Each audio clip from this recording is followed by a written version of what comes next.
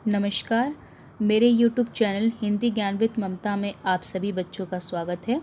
बच्चों, आज मैं दादी माँ के चैप्टर से जुड़ी अगली वर्कशीट लेकर आई हूँ।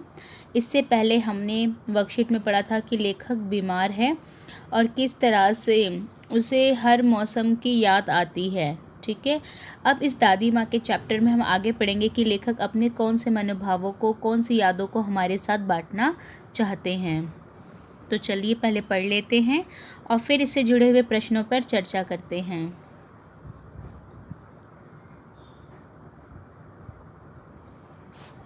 दादी माँ को गांव की 50 किस्म की दवाओं के नाम याद थे। गांव में कोई बीमार होता, उसके पास पहुँचती और वहाँ भी वही काम, हाथ छूना, माथा छूना, पेट छूना।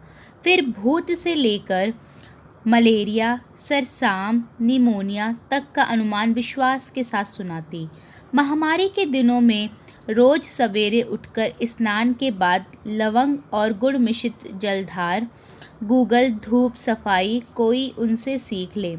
दवा में देर होती, मिश्री या शहद खत्म हो जाता, चादर या गिलाफ नहीं बदले जाते तो जैसे पागल हो जाती। बुखार तो मुझे अब भी आता है, नौकर पानी दे जाता है, मेस महाराज अपने मन से पकाकर खिचड़ी या साबू। डॉक्टर साहब आकर नाड़ी देख जाते हैं और कुनेन मिक्सचर के तीखेपन के डर से बुखार भाग भी जाता है, पर ना जाने क्यों ऐसे बुखार को बुलाने का जी नहीं करता है। बच्चों देखो, यहाँ पर लेखक अपने बचपन को याद कर रहा है और वो वर्तमान समय को बचपन से तुलना करके देख रहा है कि जब वो छोटा था, दादी के पास रहता था, जब भी बीमार पड़ता था तो एक विशेष प्रकार से उसकी सेवा की जाती थी और वो कहता है कि मानो दादी के हाथों में एक जादू था जिसे स्पर्श करते ही मैं शीघ्र ठीक हो जाता था। और लेखक यहाँ पे चर्चा करता है केवल अपने परिवार के सदस्यों के लिए नहीं, दादी माँ अपने गांव में उस सभी व्यक्तियों के लिए चिंतित होती थी जिन्हें थोड़ी सी भी कोई बीमारी हो जाती थी। और दादी माँ अपने अनुभव के साथ जो वहाँ जाती थी तो अपने अनुभव के सारे पन्ने खोलकर वो उस व्यक्ति को ऐसे देखती थी जैसे कि वो एक विशेष प्रकार की डॉक्टर हो। उनको इतना ज्ञान था कि किस व्यक्ति को किस प्रकार की बीमारी है उसका अंदाज़ा वो माथा पेट छूकर लगाती थी। जैसे कि हमने यहाँ पर पढ़ा है कि दादी माँ को गांव की 50 किस्म की दवाओं के नाम याद थे, यानी वो काफ़ी अनुभवी हो चुकी थी और उन्हें पता था कि किस मर्ज की क्या दवा है। गांव में कोई बीमार होता उसके पास पहुंच जाती थी। ठीक है, और वही काम, जैसे लेखक ने ये महसूस किया था कि जैसे मुझे बुखार जब आया था तो मेरे माथे को छुआ था, मेरे हाथ को छुआ था, पेट को छुआ था और फिर उसके बाद बहुत ही आत्मविश्वास के साथ दादी को ये अंदाज़ा हो जाता था कि मैं किस बीमारी से जूझ रहा हूँ। तो उसी प्रकार से गांव के अन्य लोगों को भी वो बहुत ही आत्मविश्वास के साथ ये बताती थी कि वह व्यक्ति किस बीमारी से गुजर रहा है। ठीक है, महामारी के दिनों में जैसे अभी बच्चों कोविड महामारी चल रही है ना, तो उस समय भी जो भी महामारी का दौर चलता तो दादी माँ क्या करती थी, रोज़ सुबह उठ जाती थी और स्नान करती थी। जैसे आज भी कहा जाता है कि अगर हमें किसी महामारी से लड़ना है तो हमें स्वच्छता के नियमों का पालन करना पड़ेगा। घर में आसपास और स्वयं की सफाई करके सब कुछ साफ़ सुथरा बनाना होगा। ठीक है, आगे बाद लवंग और गुड़ मिश्रित जलधार, गूगल और धूप, साफ सफाई कोई उनसे सीख ले। मतलब क्या है बच्चों कि घर में धूप अगरबत्ती भी की जाती है। किसी भी धर्म के लोग हो जब धूप अगरबत्ती करते तो उससे पॉजिटिव एनर्जी आती है घर के अंदर। ठीक है, गुड़ मिश्रित जलाधार, गुड़ और लवंग। लवंग क्या होता है आप जानते हैं, आज भी क्या है, अगर आपका गला ख़राब हो जाता है, ठीक है, तो काली मिर्च, लवंग, जो ये गरम मसाले हैं, ये क्या करते हैं आपके अंदर रोगों से लड़ने की क्षमता को विकसित करते। तो दादी माँ कहती हैं और उनका एक नियम था क्या कि अगर महामारी का दौर चल रहा है तो हमें गुड़ और लवंग जैसी वस्तुओं का सेवन करना चाहिए, घर की सफाई करनी चाहिए, जिससे क्या है कि हम महामारी से लड़ सकते हैं। देखिए, ये तो डॉक्टर ने जब हमें बताया तब हमें पता चला, लेकिन बच्चों पहले के जो बूढ़े व्यक्ति होते थे पुरख जो होते थे हमारे, वो क्या था, वो बहुत अनुभवी थे। उन्हें पता था कि हमें हर बीमारी से लड़ने के लिए क्या करना चाहिए। चीज़ें, दवाइयाँ पहले से उपलब्ध थी, लेकिन क्या है, समय के साथ हम उनको भूल गए हैं। लेकिन अब धीरे धीरे वही रिसर्च वापस आ रही है, औषधियों की तरफ हम वापस बढ़ रहे हैं। हमें पता है कि जो आयुर्वेद है वो किस तरह से हमें स्वस्थ बनाए रखता है। ठीक है, जो काम यहाँ पे दादी माँ भी करती थी। आगे बढ़ते हैं। दवा में देर होती, यदि किसी जो व्यक्ति बीमार है, अगर उसको दवाई देने में लेट हो जाता, मिश्री या शहद ख़त्म हो जाता, चादर या गिलाफ नहीं बदले जाते, यानी बिस्तर की चादर, तकिए के गिलाफ नहीं बदले जाते, तो जैसे वो पागल हो जाती, यानी उनको गुस्सा आ जाता। क्यों?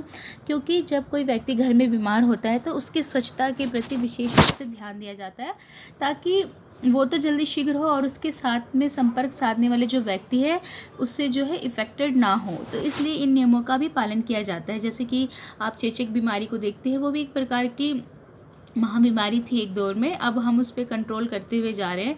लेकिन उसमें भी क्या था, साफ़ सफाई का दौर रखा जाता था। अगर ऐसा नहीं करते हैं तो एक व्यक्ति से दूसरे व्यक्ति को बहुत जल्दी ही वो जो है व्यक्ति संक्रमित हो जाता है वहाँ पर।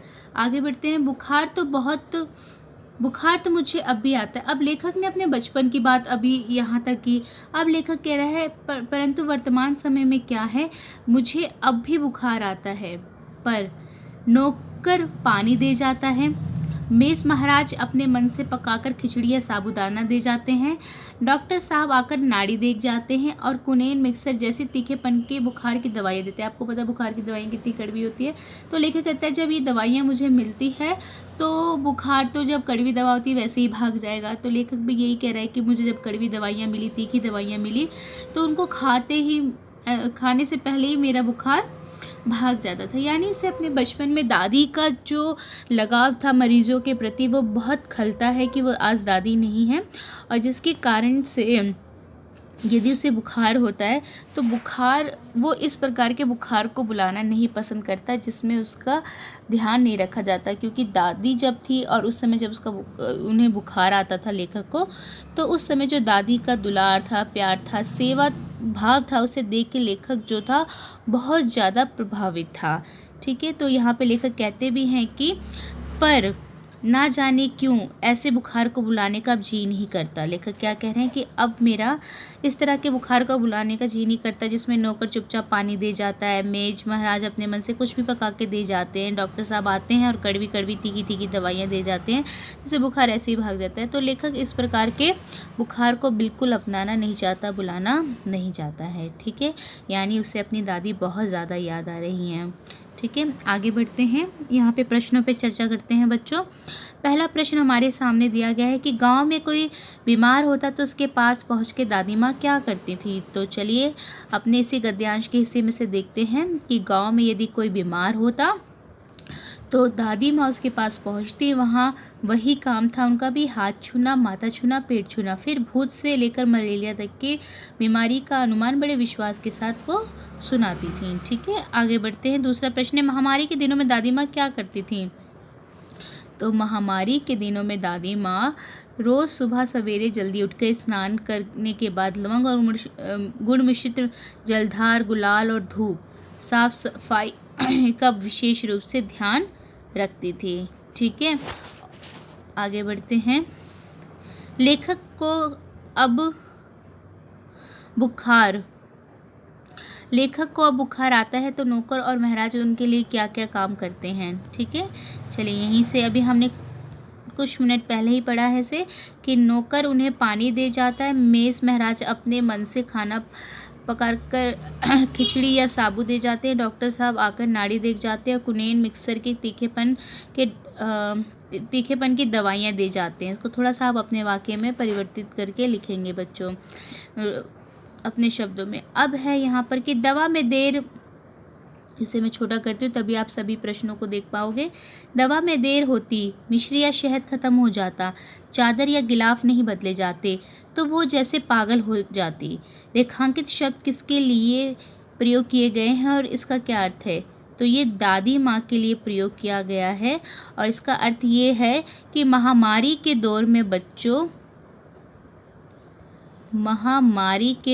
में जब लोग साफ सफाई का ध्यान नहीं रखते, समय पे उठ के अपने नित्य कर्म नहीं करते, ठीक है, घर की सफाई नहीं करते और लौंग और गुड़ का मिश्री जलाधार नहीं करते तो दादी माँ को बहुत गुस्सा आता था। क्योंकि जब हम साफ़ सफाई का ध्यान रखते और दवा को वक्त पे खाते हैं तो उससे क्या होता है कि रोगों से लड़ने की क्षमता जल्दी बढ़ जाती है और हम जल्दी स्वस्थ हो जाते हैं। लेकिन अगर हम इन सब कार्यों में ढीलापन दिखाते हैं तो रोगी जल्दी स्वस्थ नहीं होता। उसके कारण क्या होता है कि आसपास के लोग भी उससे प्रभावित होते हैं, उनके ऊपर भी उसके संक्रमण होने का ज़्यादा खतरा होता है। ठीक है, आगे बढ़ते हैं। 5वें नंबर का प्रश्न क्या कह रहा है हमसे कि इस समय कौन सी महामारी चल रही है और उससे बचने के लिए हमें क्या क्या करना चाहिए।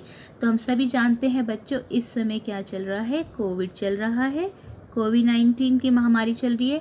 और इससे बचाव के लिए आपको तो सबसे पहले आप किसी को फ़ोन मिलाते हो, उसी पर एक आपको कुछ बातें सुनने के लिए मिलती है, तब आपका फ़ोन कहीं लगता है। तो वो बातें बहुत ज़रूरी होती है कि हमें किस तरह से कोविड-19 की महामारी से बचने के लिए किन किन नियमों का पालन करना है, कितने गज की दूरी रखनी है, समय समय पे हाथ धोना है, मास्क का प्रयोग करना है, अपने मुंह को सदैव ढक के रखना है। ठीक है, किसी भी वस्तु को छूने के पश्चात अपने हाथों को साबुन से भली प्रकार धोना है और समय समय पे अवसर मिलते ही हमें तुरंत अपने हाथों को धो लेना है, सैनिटाइज़र का प्रयोग करना है। तो ये सारे जो है काम करते हुए हम जो है कोविड महामारी से लड़ रहे हैं। ठीक है, तो इस तरह के उत्तर को आप इसमें लिख सकते हैं और बच्चे तो हमारे बहुत समझदार हैं, इसका उत्तर ज़रूर अपनी अध्यापिका को लिखकर दिखाएंगे। ठीक है, उम्मीद करती हूँ बच्चों कि आपको ये प्रश्न समझ आ गए होंगे और ये जो दादी माँ का चैप्टर है उससे लिया गया उस कहानी का छोटा सा हिस्सा था, जिसमें लेखक को दादी माँ का जो प्रेम था, सेवा भाव था, केवल उसी के लिए नहीं, गांव के लोगों के प्रति जो सेवा भाव था वो देखने को हमें मिला है। अगर वीडियो आपको अच्छी लगी हो बच्चों तो वीडियो को लाइक कीजिएगा। यदि आपने चैनल को अभी तक सब्सक्राइब नहीं किया है तो सब्सक्राइब कर दीजिएगा, जिससे कि आने वाली वीडियो आपको बच्चे जल्दी से पता चल जाए, मिल जाए, आपको ज़्यादा ढूंढने की कठिनाई ना मिले। ठीक है, इन्हीं शब्दों के साथ मैं अपनी वाणी पे विराम लगती हूँ। वीडियो देखने के लिए आप सभी बच्चों का, सभी लोगों का बहुत बहुत धन्यवाद।